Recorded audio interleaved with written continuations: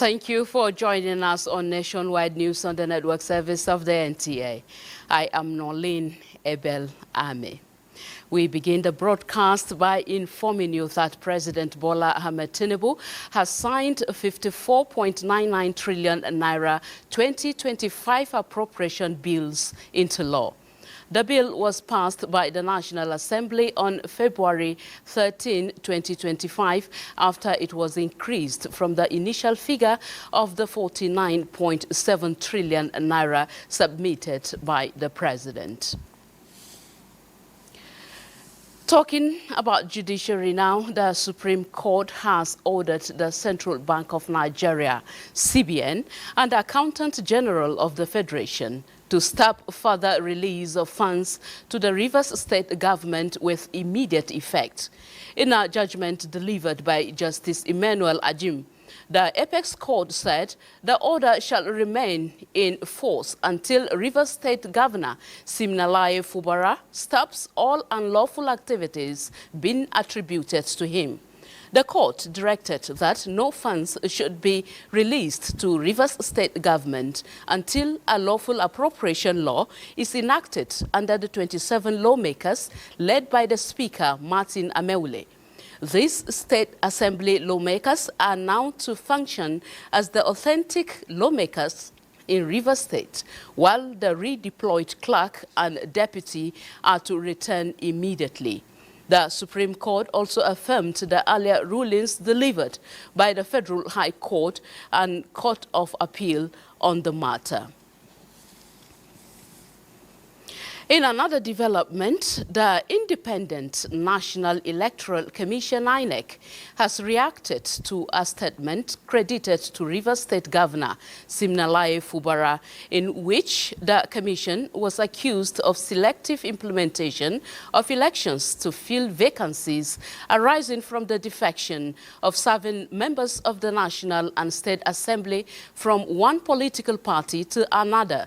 INEC, in a statement by the Chief Press Secretary to the INEC Chairman, Rotimi Oyokomi, notes that no specific instances of the alleged selective action were presented.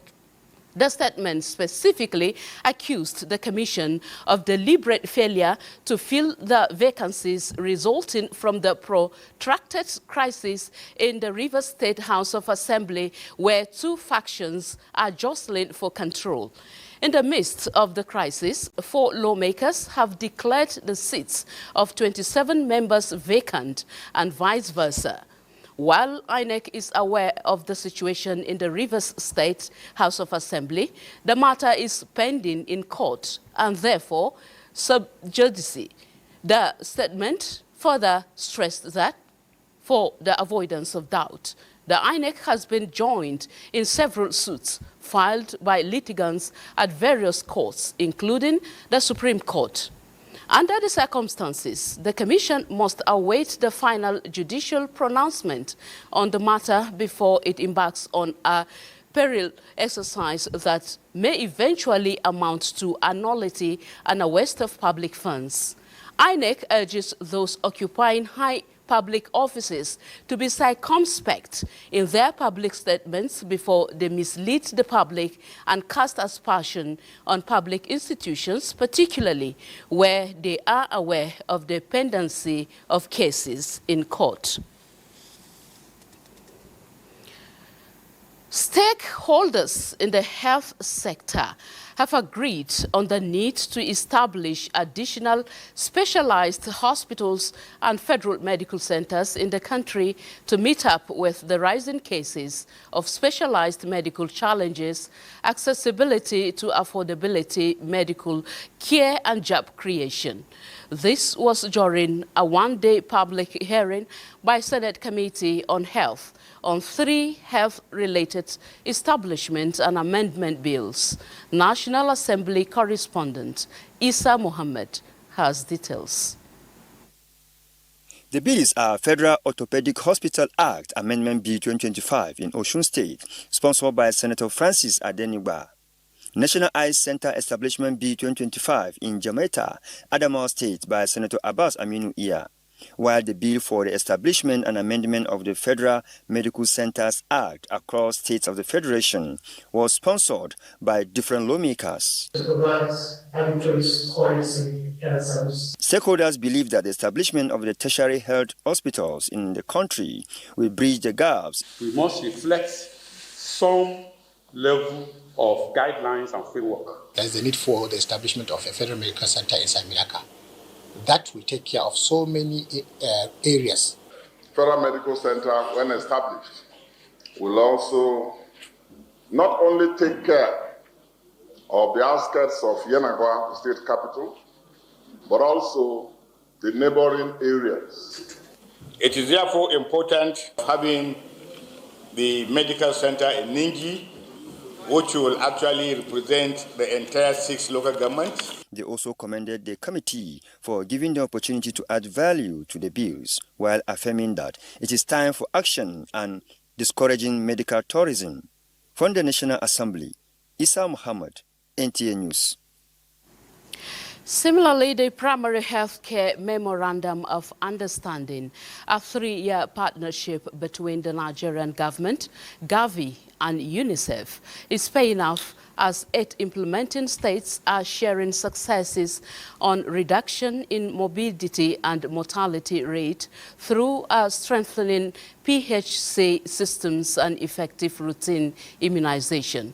At a learning and dissemination engagement, drivers of the health systems initiative are reviewing their commitment and targeting the project's sustainability.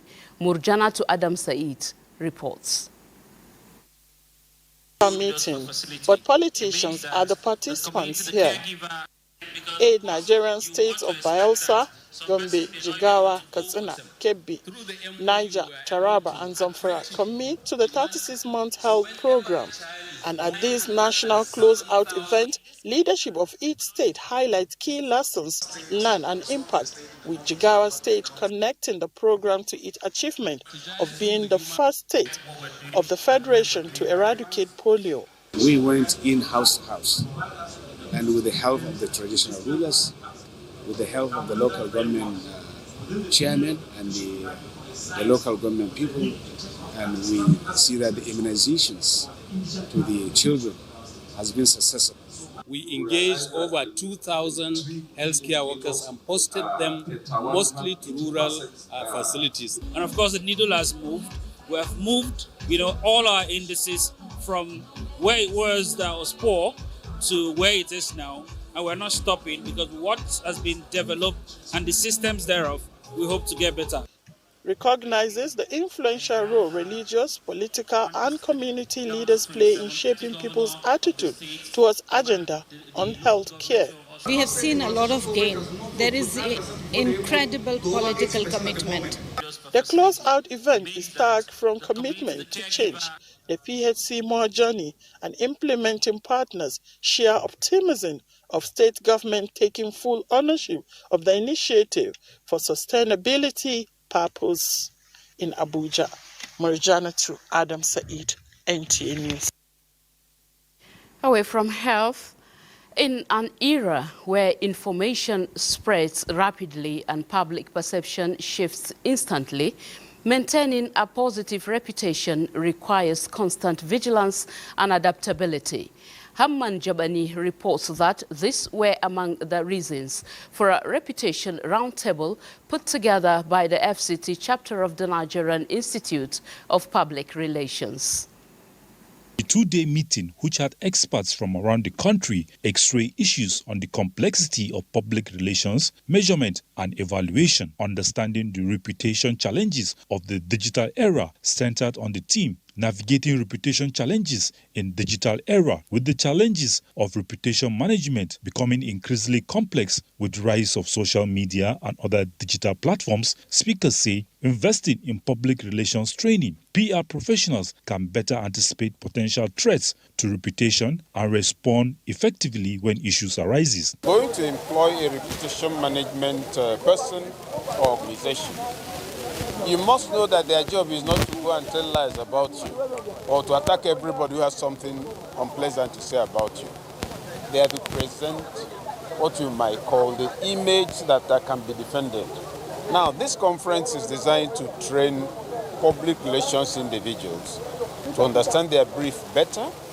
If we have 10 problems, 10 challenges as a nation, 10 of those problems can be solved with people who can understand issues of reputation and reputation management. The training program is expected to help PR professionals develop emotional intelligence and critical thinking skills, enabling them to navigate sensitive situations with empathy and precision. This proactive approach may not only mitigate risks, but also strengthen trust and credibility with stakeholders. Hamman Jabani, NTA News. And joining me in the studio to speak further on this is Mr. Stanley Ogadigo, Chairman, NIPR FCT. You are welcome to Nationwide, Mr. Stanley. Thank you, Nolly, for inviting me. All right. Now, how has the rise of social media and digital platforms amplified the risk to organizational and individual reputations? And what strategies can PR professionals employ to mitigate this risk effectively? Is the Reputation Roundtable geared towards changing that? Thank you very much. The Reputation Roundtable, like you know, is an initiative that is geared towards training and retraining public relations experts. And then the theme for the Reputation Roundtable is simple: navigating reputation challenges in the digital era. In the course of that program, whoever attended the program will agree with me that the social media, the challenges that they pose can only be a challenge if the public relations director or the driver is not competent in his or her job. Now, the Reputation Roundtable is actually carefully designed to tackle the problems of reputation that we have currently in the country, and then deal extensively with the issue of what we call corporate arrogance. Corporate arrogance, it's a bit of a challenge in the industry because most of the organizations see themselves as bigger than the country itself. But we do say that if there is no Nigeria, there is no organization. Definitely. Therefore, every organization must work in line with the vision of the country to ensure that the reputation of the country is up there and compete favorably with the global community. And that is the essence of this roundtable. The essence is to tackle the problem from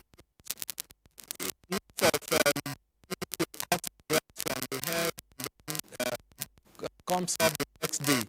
So in reputation building and management, two major actors are involved, and it can be defined in the character and the personality of the CEO. Then the next important driver is the Director of Public Relations. So you can say that the success of every organization depends largely on the character and the personality of the CEO and the competence of the Director of Public Relations. We decided to deal with the first, because the first is going to lead to the second.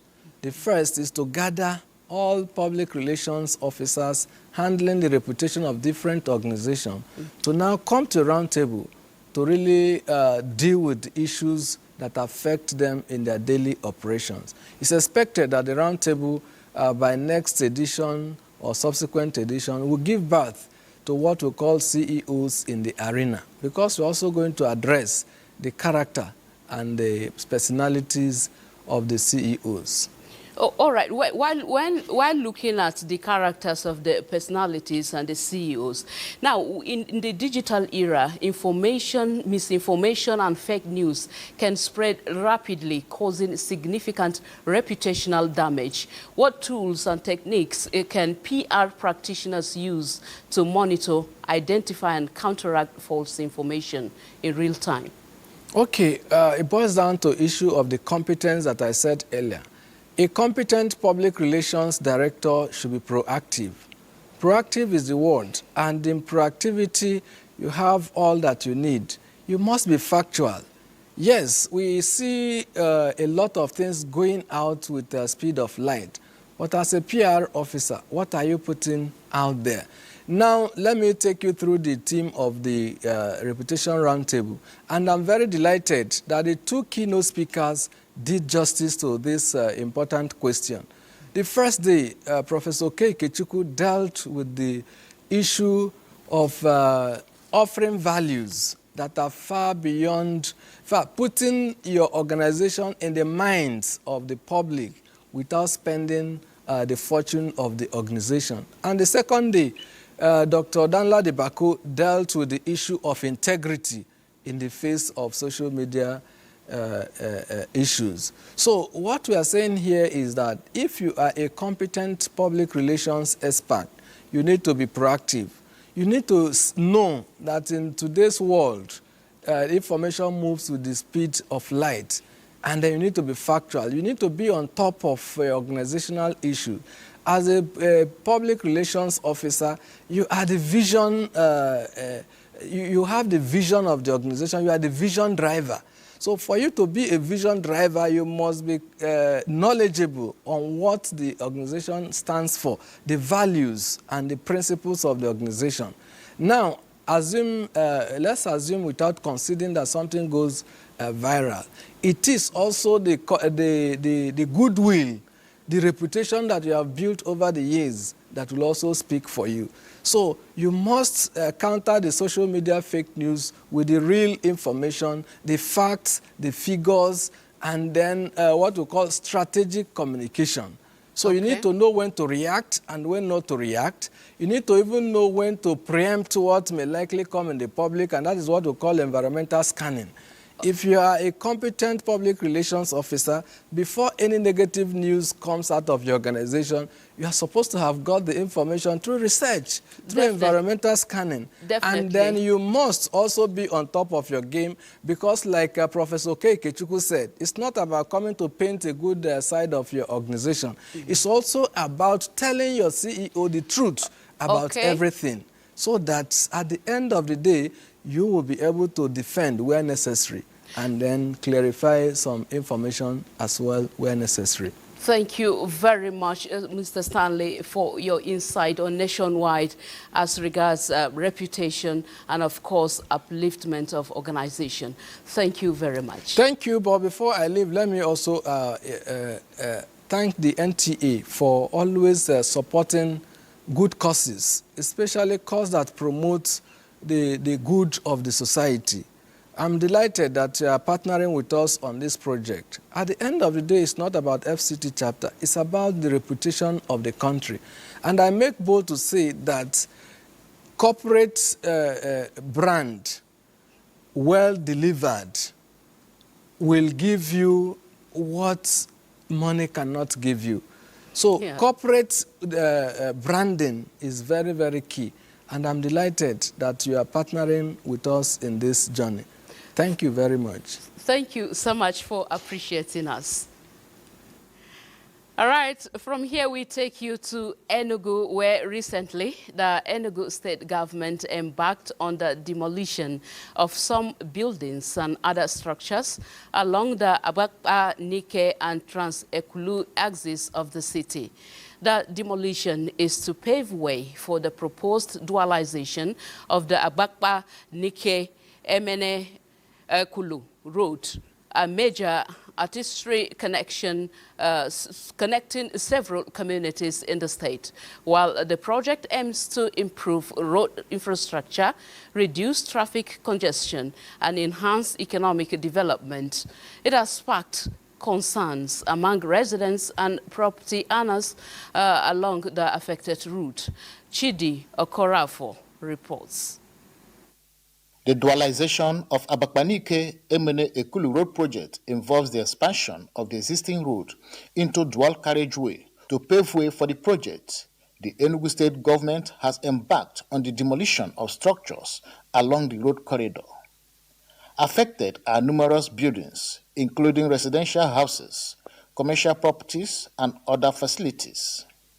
While the government has promised to provide compensation to affected property owners, many residents are worried about the impact of the demolition on their livelihoods. Everybody is stranded. You can see for yourself that nothing is moving again. No work doing, tenants are being hanged up, businesses are not going again. Some residents have welcomed the proposed dualization project as a necessary development that will improve the state's infrastructure and economy, while others express concerns about the potential consequences.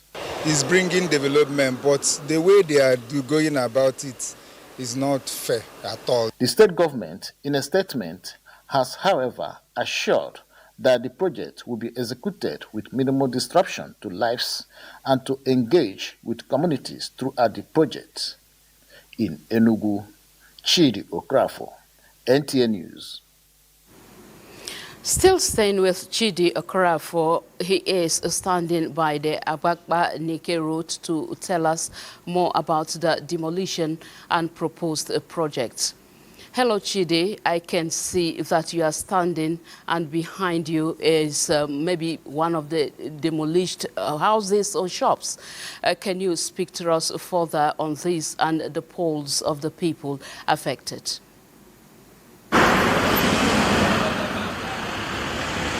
No, please come again, ma. Hello?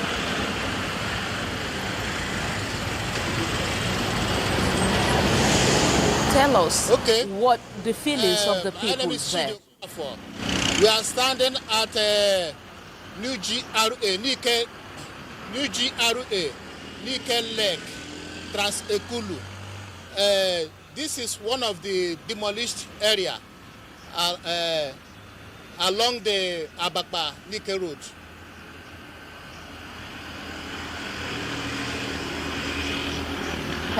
Is there any plan to ameliorate, their condition at this point?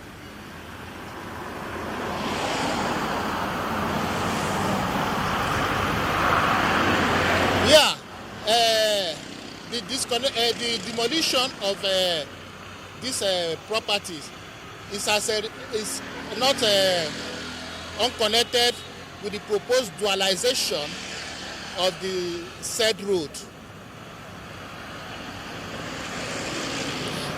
Is the government doing something to the residents there that are affected? The Enugu state government decided to dualize this road to ease the traffic congestion on the road.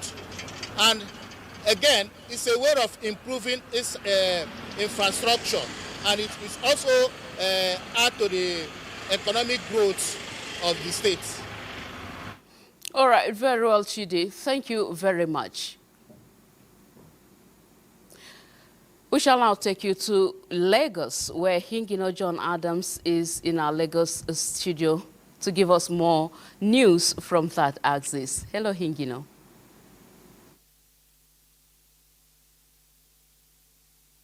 Thank you, Nolene, and welcome to Lagos. The launch of Nigeria's Beneficial Ownership Register in 2023 marked a significant milestone in the nation's fight against corruption, illicit financial flows, terrorism, and other criminality. The need for stakeholders to access and make use of this register for optimal effect came to the fore at a two-day workshop organized by Civil Society Legislative Advocacy Center in Lagos. Bolaji Akim completes the story. The Register of Beneficial Ownership or Persons with Significant Control Register, as provided in the Company and Allied Matter Act 2020, mandates public disclosure of individuals with significant control over companies and limited liabilities partnership. This workshop is to sensitize stakeholders, regulators, business owners, and media on the existence, purpose, and functions of persons with significant control register. A lot of corporations are hiding under the business ownership to siphon public taxpayers' money. A lot of people are refusing to pay taxes. To fight illicit financial flows in Nigeria, to also help the government to also know who are the individuals that are behind some of these organizations. Nigeria, being the first country in Africa to adopt the beneficial ownership data standards, demonstrated its global leadership in financial transparency in ensuring that the data is structured and useful for enforcement agencies, regulatory bodies, and civil society organizations. Non-compliance to the person with significant controls regulation can result in a number of things.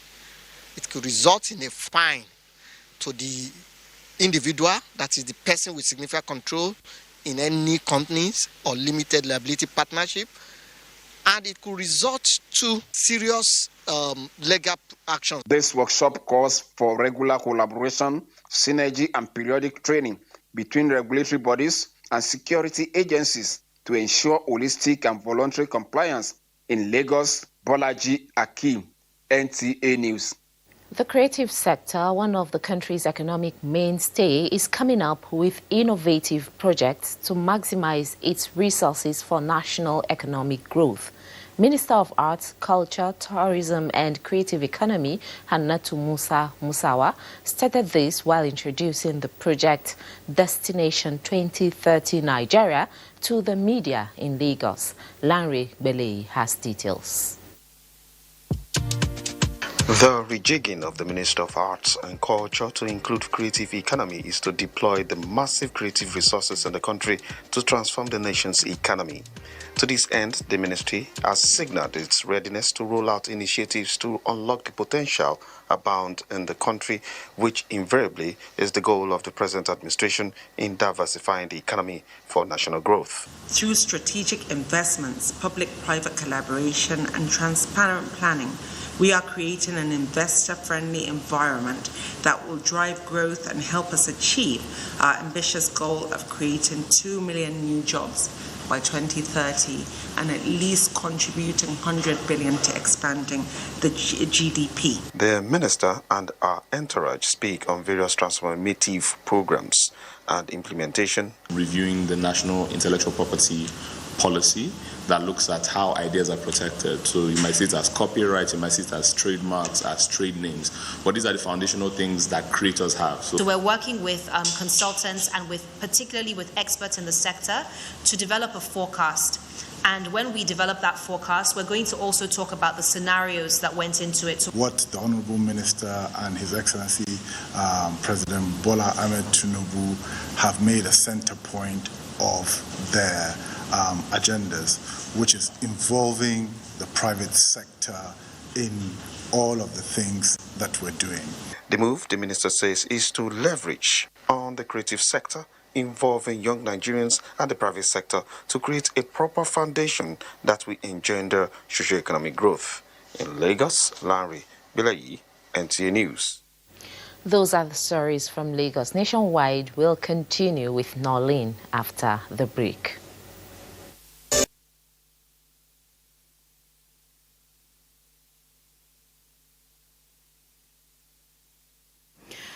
Thank you very much for staying with us on Nationwide, and this is Abuja. Talking education, people need guidance and counseling. The most appropriate one should come from experts in education trained on academic counseling. This is the thrust of the 31st inaugural lecture of National Open University of Abuja, delivered by Professor Augustine Chumba Ukwezi, titled Academic Counseling, a Dark Horse in Education Industry. The Professor of Guidance and Counseling Department of Educational Foundations of the National Open University of Nigeria believes that lack of proper counseling from those who know it sometimes makes students in higher institutions, especially good materials for academics, deviate on graduation. He suggested a robust awareness and significant change of minds about the concept of counseling and its conspicuous position in the school system. Counseling, where learners are guided to engage in the process of learning to learn. Learning to learn requires conscious attention to engage in self-reflection and willingness to study in different situations. Our students need people that will guide them, not just in passing exams, like Prof. Ukweze will want us to believe, but also on other issues that affects their performance.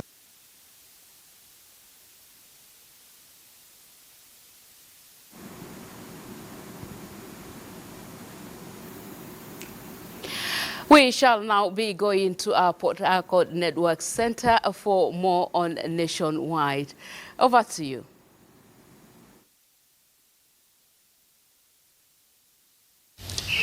Welcome to Port Harcourt.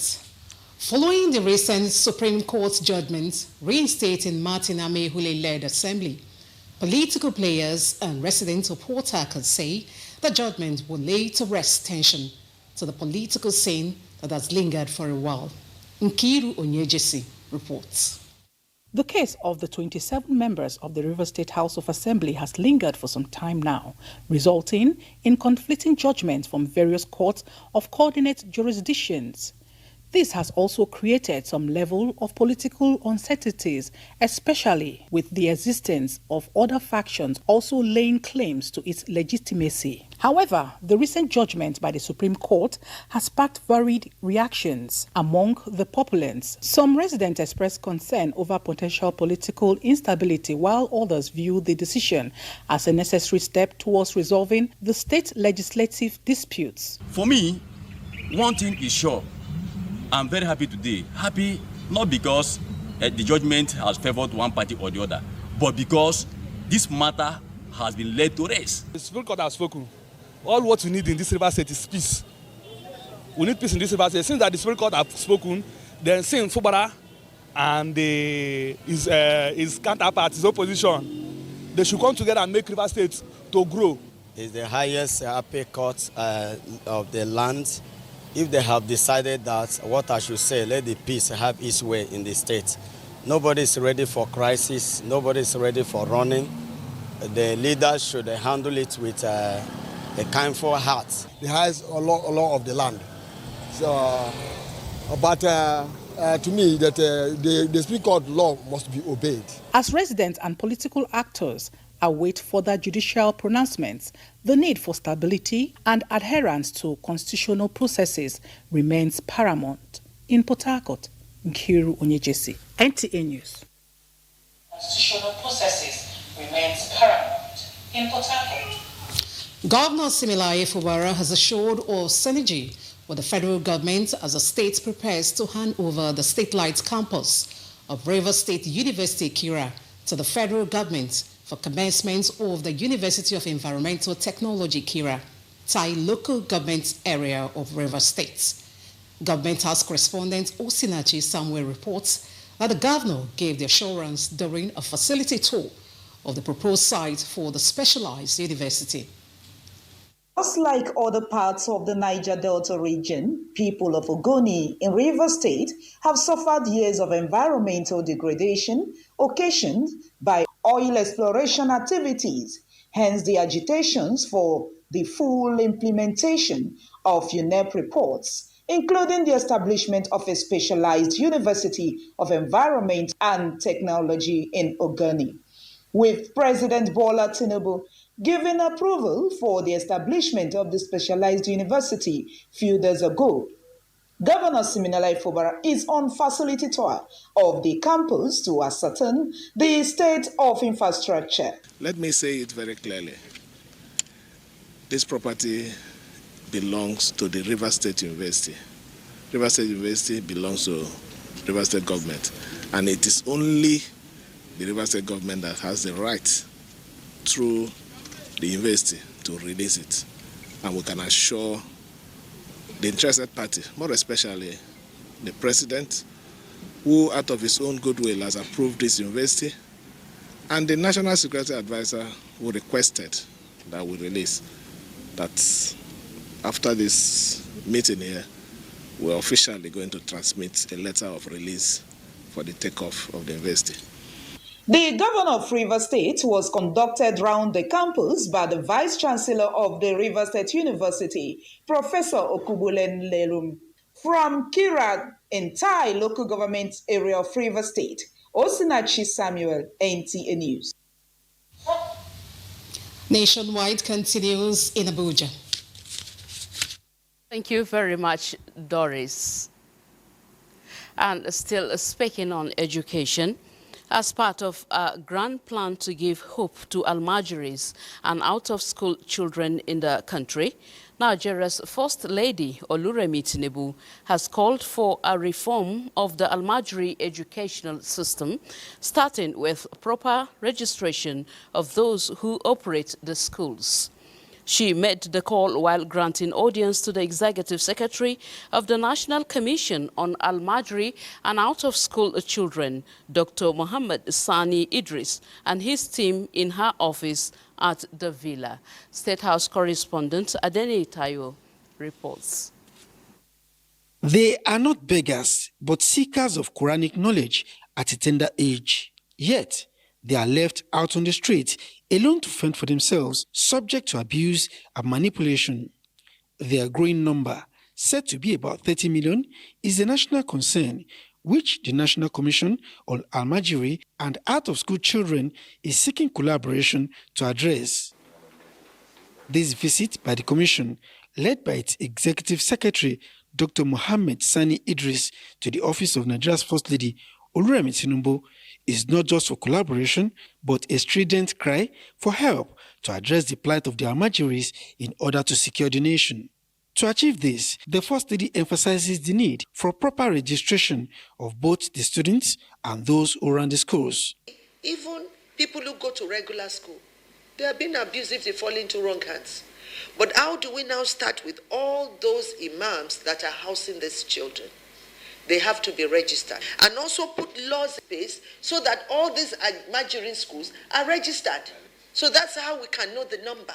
She says the alternative high school for girls and its increasing impact is a model that can inspire effective Almajiri education system. You have to take one first and make sure that it's working. You put all the resources there, make sure it is working so it becomes a reference point. The imam can have his own house.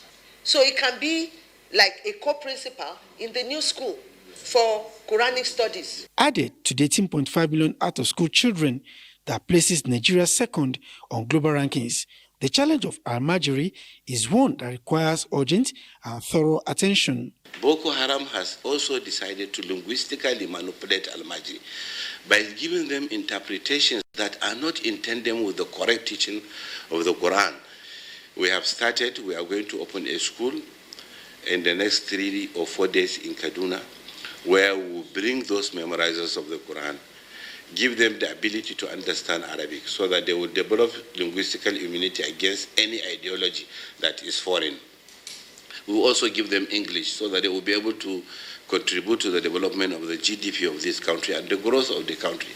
We are also going to expose them to rigorous skills acquisition so that at the end of that program, Your Excellency, they will have the cause to live a life that is worthy of living.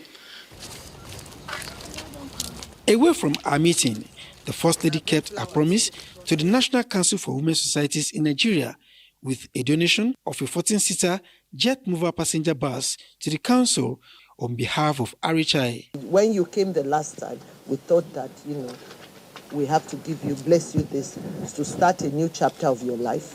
And the other request, we are working on it, and God will help us.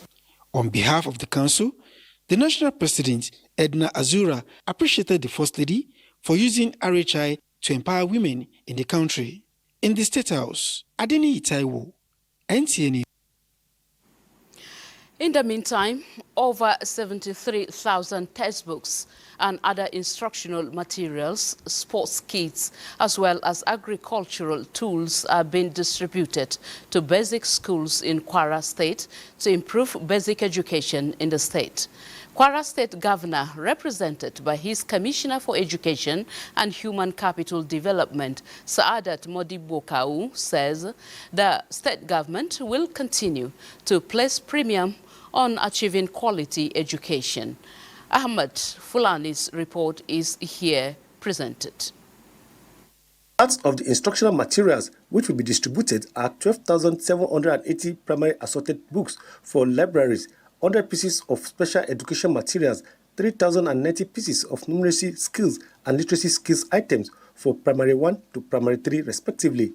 Others include 260 sets of ECCDE plastic chairs and tables, 3,931 sports equipment, 344 agricultural tools and 78 pieces of tables.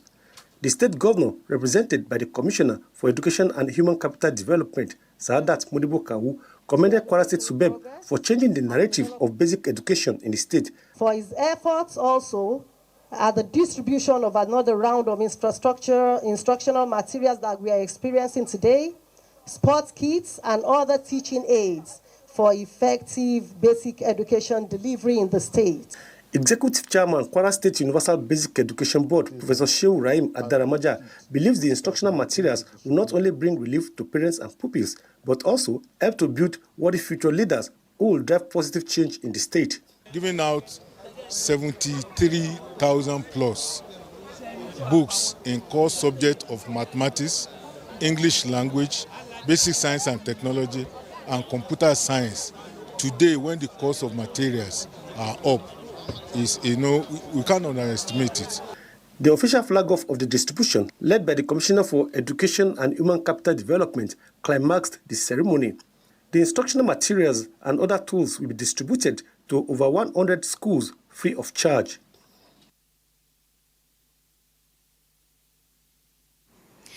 Chika Okorie is in our Enugu Network Center with more news on Nationwide. Hello, Chika.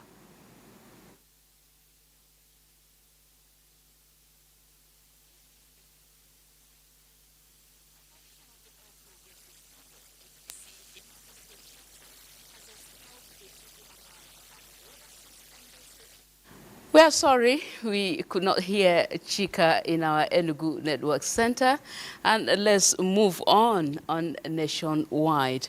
For Nasarawa State Government has taken steps to sanitize the teaching profession to ensure that only qualified teachers are recruited into basic and secondary education levels. This is coming as Governor Abdullahi Sule tasked a new Board of Teachers Service Commission to improve standard of education in the state. Aliu Tijani reports. The recent illegal recruitment of more than 3,000 unqualified teachers and job racketeering that rocked the process in the state saw to the sack of the Board of Teachers Service Commission and appointment of new team with Timothy Kaswa as chairman. They have the mandate to rewrite the wrongs of the former management and ensure 1,500 qualified teachers are recruited out of the more than 3,000 illegal recruited teachers. While swearing in the chairman, Timothy Kaswa, and members of the Teacher Service Commission, Governor Abdullahi Sule tasked them to sanitize the teaching profession and make it a pride of all. I therefore charge you to live above board and avoid falling into same trap of the erstwhile management of the commission. You must bring sanity to the system and ensure that the commission regains its lost glory. Also sworn in is the Commissioner Designate, Margaret Elayo, who will now serve as Commissioner for Women Affairs and Humanitarian Service. In line with our posture for due process, rule of law, and transparency. Now that the matter has been fully investigated and resolved, the Commissioner is therefore found not at fault and therefore become necessary to swear. Her swearing in follows her clearance over issues that stalled her inauguration last week alongside other 15 commissioners. In Lafia, Aliu Tijani, NT News. We shall pause here for break on Nationwide. Thank you. Stay with us. Thank you for being there. President Bola Tinubu commiserates with family, professional associates and the broadcast industry on the passing of Adenike Agbaje Williams, the first African to be on television, eulogizing the contributions of the veteran broadcaster in the development of broadcast media. A statement by the Special Advisor to the President on Information and Strategy, Bayo Onanuga. The President says her professional example will continue to inspire current and future generations of media practitioners and pray for God's comfort upon the family and the associates. Chief Agbaje Williams was a renowned broadcaster of history, being the first face to appear on the first television station in Africa, Western Nigerian Television, BOTH, on the test transmission night and on the official opening night. She was also the first voice heard on Africa's first commercial radio station, WNBS. Mrs. Agbaje Williams died on Wednesday, February 26, in Ibadan at the age of 88. And that concludes Nationwide on the network service of the NTA. Thank you so much for being part of it. I am Nolin Ebel Ame. Enjoy the rest of your evening.